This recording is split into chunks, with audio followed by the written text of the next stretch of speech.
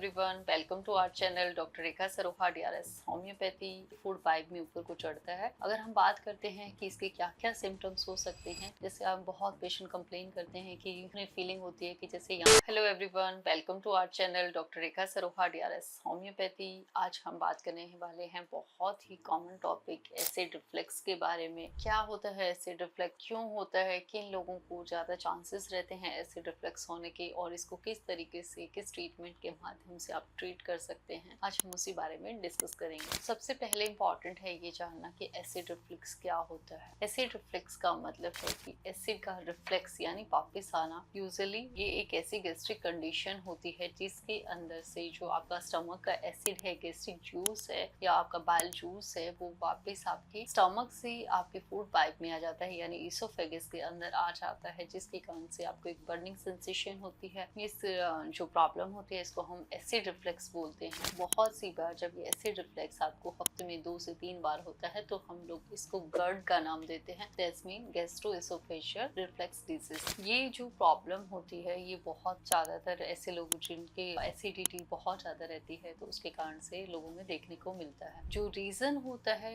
Acid reflux का वो most commonly ये रहता है कि यूजुअली क्या होता है कि जो आपका फूड पाइप है और स्टमक के बीच में स्फिंक्टर लगा होता है, जिसके माध्यम से जो भी खाना आपके पेट में गया वो कभी भी वापस नहीं आता है, तो वो क्लोज हो जाता है। लेकिन जब ये लूज पड़ता है, वीक पड़ता है, तो आपका जो स्टमक का एसिड है वो रिलीज होकर आपके फूड पाइप में ऊपर को चढ़ता है, जिसके कारण से आपको एक बर्निंग सेंसेशन या बर्निंग पेन की फीलिंग होती है। इसी प्रॉब्लम को हम लोग एसिड रिफ्लक्स कहते हैं। बहुत सारे ऐसे लोग रिस्क फैक्टर पे रहते हैं जिनका जो लाइफस्टाइल है वो हेल्दी नहीं होता है, जो लेट से खाना खाते हैं या बहुत ज्यादा एक्सेस में खाना खाते हैं, फास्ट फूड वगैरह का इंटेक जिनका बहुत ज्यादा रहता है, या बहुत ज्यादा अल्कोहल स्मोक करते हैं, ओबीज हैं, या फिर कुछ मेडिकेशंस के ऊपर डिपेंड करते हैं लाइक एस्प्रिन वगैरह, ऐसे लोगों को एसिड रिफ्लक्स होने के चांसेस ज्यादा हो जाते हैं। अगर हम बात करते हैं कि इसके क्या क्या सिम्टम्स हो सकते हैं, तो एक एसिड रिफ्लक्स के बहुत सारे सिम्टम्स हो सकते हैं। सबसे पहला और सबसे इम्पोर्टेंट सिम्टम जैसे हमने अभी बात किया, तो जब भी आपका एसिड ऊपर की तरफ आता है फूड पाइप में तो एक बर्निंग की सेंसेशन होती है। बहुत सी बार ये बर्निंग सेंसेशन इतना तेज होता है कि एक बर्निंग पेन भी फील होता है। इसके साथ साथ एक फीलिंग रहती है जैसे कि आपके थ्रोट में एक लम्प फंसा हुआ है। जैसे आप बहुत पेशेंट कंप्लेन करते हैं कि उन्हें फीलिंग होती है कि जैसे यहाँ पे कुछ अटक रहा है, तो अगर ऐसे सेंसेशन होता है तो ये भी एसिड रिफ्लक्स का एक सिम्टम हो सकता है।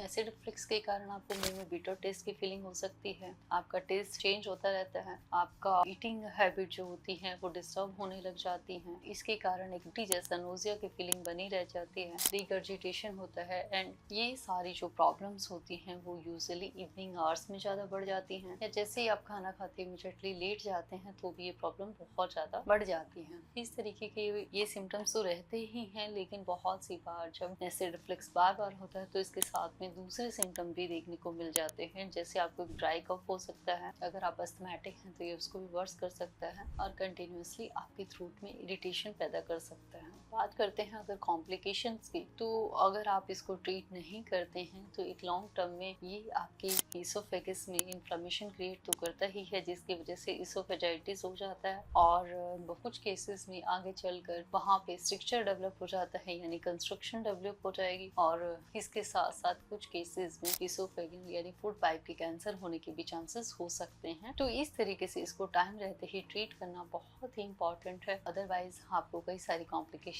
फेस करनी पड़ सकती है। जब भी हम बात करते हैं एसिड रिफ्लक्स के बारे में तो मेन इंपॉर्टेंट पॉइंट अब आता है कि ट्रीटमेंट कैसे किया जाए, कैसे इसको डायग्नोज किया जाता है। यूजुअली तो सिम्टम्स के बेस पे ही डायग्नोज हो जाता है, लेकिन आगे चलकर आप इसको ऊपर एंडोस्कोपी वगैरह से भी आप इसको जो है डायग्नोज करवा सकते हैं। ट्रीटमेंट की बात करते हैं तो यूजुअली इसको एंटासिड्स के थ्रू ही ट्रीट किया जाता है, and in case of homeopathy हम लोग आपका सिम्टोमेटिकली ट्रीटमेंट करते हैं, एंड ये आपको बहुत ही अच्छा रिजल्ट देता है। कुछ ही समय में आपका जो एसिड रिफ्लक्स है, बर्निंग सेंसेशन से ये सिम्टम्स आपके रिलीव होने लग जाते हैं, एंड डे बाय डे आपका कंडीशन इंप्रूव होने लग जाता है बिना किसी साइड इफेक्ट के। होम्योपैथिक मेडिसिन को आप आसानी से कंज्यूम कर सकते हैं, इससे आपको किसी भी तरीके की प्रॉब्लम नहीं होती है। एंड इनके साथ साथ आप अपनी लाइफस्टाइल में मॉडिफिकेशन जरूर करें, अपना ईटिंग हैबिट्स इंप्रूव करें, डाइट का हमेशा एक शेड्यूल बनाएं, at a time small meals लें, चाहे आप फ्रीक्वेंट इंटरवल पे ले सकते हैं, अपना स्लीपिंग पैटर्न इंप्रूव करें। इस तरीके से आप अपनी लाइफस्टाइल मॉडिफिकेशन करके भी आप इन सब चीज़ों से भी आप इसको करेक्ट कर सकते हैं। एंड